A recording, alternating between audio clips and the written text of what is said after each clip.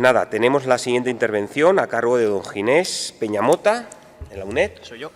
Perfecto, que va a defender la comunicación titulada Cobos y su última gran aportación a la guerra desmalcada, 1546-1547. Si le doy a ver. ¿Sí? A ver. ¿Le tengo que dar aquí o algo? Sí. Buenas tardes.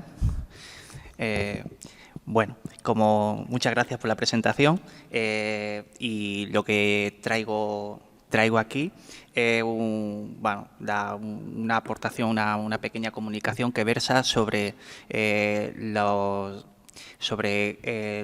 movimientos que hizo Cobo para poder ayudar al emperador en esa guerra, una guerra en la que fundamentalmente conocemos la batalla de Mühlberg, ¿no?, por el cuadro de Tiziano y demás, pero fue una guerra que duró bastante tiempo y cuyas heridas, pues a través del tiempo pues no se cerraron y continuó muchísimo tiempo después.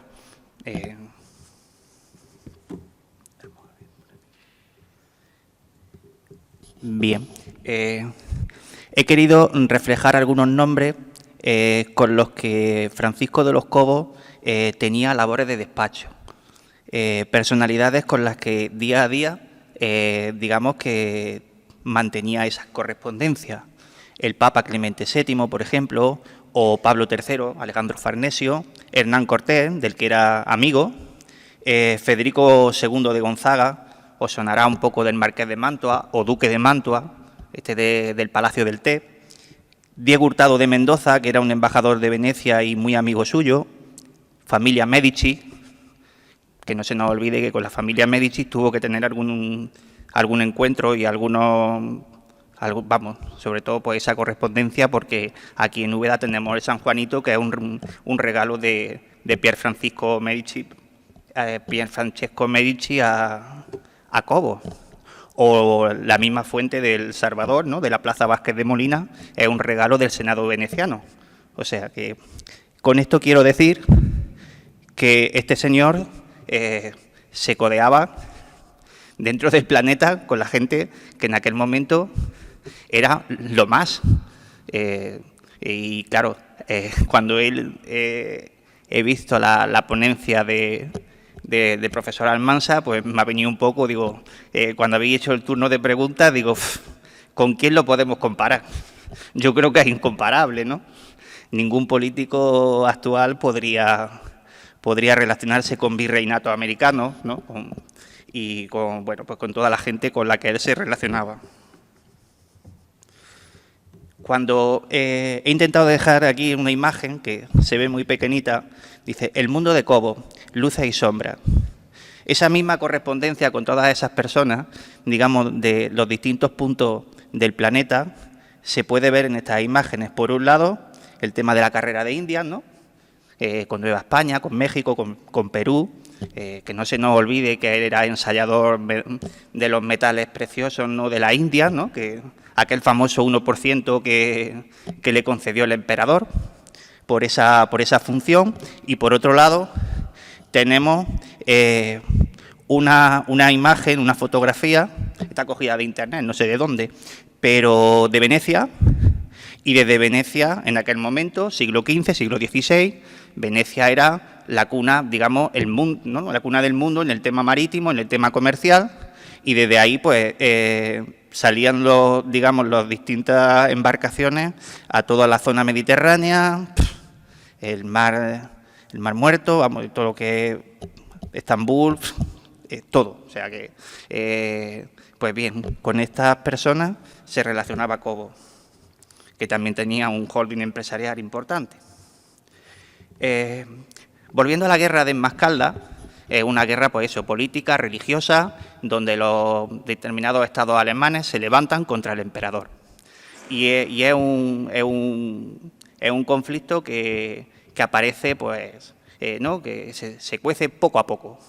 Aparece una primera dieta de Habsburgo en 1530, donde Carlos V, pues, un poco convoca a los distintos príncipes y demás, y lo insta, ¿no?, de forma muy muy débil a que dejen el protestantismo, en aquel momento el luteranismo, y que se acojan a Roma y al emperador. No tuvo mucho éxito y entre el año 31 y año 47 pues se forma la liga, se forma esa liga contra el emperador. Hay distintas batallas, algunos historiadores lo llaman escaramuzas, y bueno, de la que conocemos más importante es la batalla de Mulbé. Y por último, hay una segunda y una tercera dieta de Habsburgo, donde se intenta pues reconciliarse y se legaliza la religión protestante, en fin, se dan ciertas libertades y demás. Tenemos ahí una serie de personajes que participan en la batalla, luego cambian con el tiempo, porque el mismo Mauricio de Sajonia, que lo tengo ahí en amarillo, después hay otra serie de conflictos y demás y cambia de bando.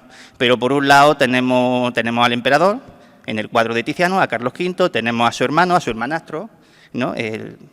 el archiduque Fernando, tenemos a Alejandro Farnesio, a Pablo III, tenemos a Cobos y al duque de Alba y Mauricio de Sajonia.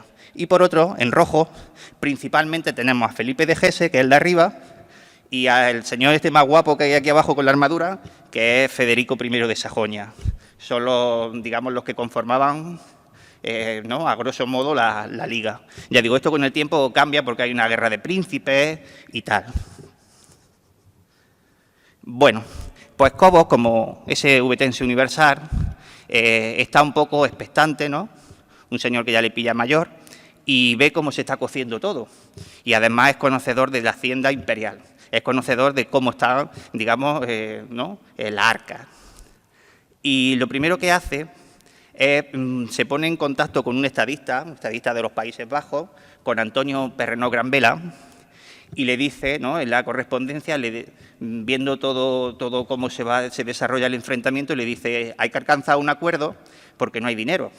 Y sin dinero es imposible que esto marche. O sea, vaya a perder esa guerra o ese litigio. Además de ello, hay una misiva de Cobos, una carta de Cobos. Cobos a veces, cuando tenía que ser directo, era muy directo, y cuando tenía que rizar el rizo y hacer la pelota y comportarse, pues eso, ¿no?, muy fino, muy, ¿no?, lo hacía también, sabía hacerlo, sabía estar en un extremo o en otro, y le escribe al emperador, pues como le debe de escribir, pero también le habla de tú a tú con suma confianza. Cuando tenía que regañarle al emperador, también le regañaba. El emperador le exigía cosas, pero él también le decía la verdad al emperador. Y hay digamos, esos dos parrafitos son mucho más largos, y el segundo es digamos, corresponde a la última parte de esa carta, pero el primero, si me permitís, dice: lo cual ni la menos parte de ello no hay, ni se sabe de dónde ni cómo se cumpla, y buscar arbitrio y forma de donde se hallan dineros no se hallan, porque ya he usado todo lo que he podido pensar. ¿Vale? Era un conseguidor real, como era, y por un lado habla del dinero, ¿no? Y por otro lado le suplica, dice: así suplico muy humildemente a vuestra majestad que lo mire, considere y mande con todo cuidado, se entienda en ello, porque como quiera que se conoce la santa empresa que vuestra majestad tiene entre manos y lo que importa al servicio de nuestro Señor. Bueno, esto aparece en un asiento del archivo de Simancas, y ahí pues en realidad le está diciendo que se arregle, que busquen un acuerdo, que busquen una solución, y que deje correr un poco el tiempo y las cosas, porque una guerra o otro conflicto sería imposible. ¿Qué gestiones hizo Cobos o qué aportación? ¿Qué es lo que hizo Cobos? Pensad que Cobos se murió en el año 1547, el 10 de mayo, y era un señor que no pensaba para mañana, era un señor que pensaba para mucho más, ¿no? Plantaba la semilla y bueno, pues hoy en día vivimos en una cultura muy inmediata, pero él pensaba en el futuro, en las nuevas generaciones, y de ahí él, ya estando enfermo, ¿no?, él padecía terciana, posiblemente malaria, y no, vamos, desde hace años, y ahí ya pues ya se encontraba, la verdad que se encontraba un poco delicado. Pero aún así, viendo pues cómo estaba el panorama, se puso al servicio de su emperador, ¿no? Y lo primero que hizo fue intentar pedir préstamos a través de los Werses, ¿no? A los Furrier, ¿no? Furrier, a través de los agentes españoles, y no le contestaron. Le dijeron que sí, le iban a dar esos préstamos para poder pagar la guerra, pagar a esos soldados, pero lo entretuvieron en el tiempo y no le contestaron. Por otro lado, intentó crear algún impuesto nuevo, ¿no? Y lo presentó al Consejo de Estado, pero se lo negaron. El Consejo de Estado estaba compuesto por aristócratas, por nobles, y la verdad que los nobles pues no estaban muy por la labor de Carlos V, de estar todo el día de contienda y de follones, o sea que se lo negaron. También, un poco, ¿no? Era un señor, pues la verdad que muy interesante en el sentido de que elaboró una lista de miembros de la corte. Yo creo que elaboró una lista, ¿no? Cogió la lista esta famosa de Sidley y dijo, ¿a quién le he hecho favores? ¿O quién me debe favores? ¿Quién ha cogido concesiones? Y le pidió dinero para que participara, para poner en marcha esta empresa del emperador. Y en el 1546 tenía la cantidad de 30.000 ducados. 30.000 ducados, si un ducado vale en torno a unos 27-30 euros, estamos hablando, había conseguido 600.000 euros, que no era mucho. Y él de eso iba a aportar en un principio 5.000 y consiguió 10.000. Y por otro lado, lo más interesante, bajo la desesperación y bajo el cruce de correspondencia y demás, lo más interesante fue que incautó, viendo que no había ninguna solución y viendo que los soldados estaban acantonados en Italia y que podían cambiarse incluso de bando, incautó todo el dinero de Castilla, digamos, intentando ganar un poco de tiempo, lo incautó y lo mandó. Un dinero que necesitaban para pagar intereses, para pagar cosas, porque había muchísima deuda. Las arcas estaban mal, había momentos de malas cosechas y bueno, pues lo incautó y lo mandó a través de Génova, mandó unos 180.000 escudi, lo que viene a ser unos 9 millones de euros, 10 millones de euros. Y de esa forma pagaron a los soldados y la guerra pudo continuar porque podían desertar o podían...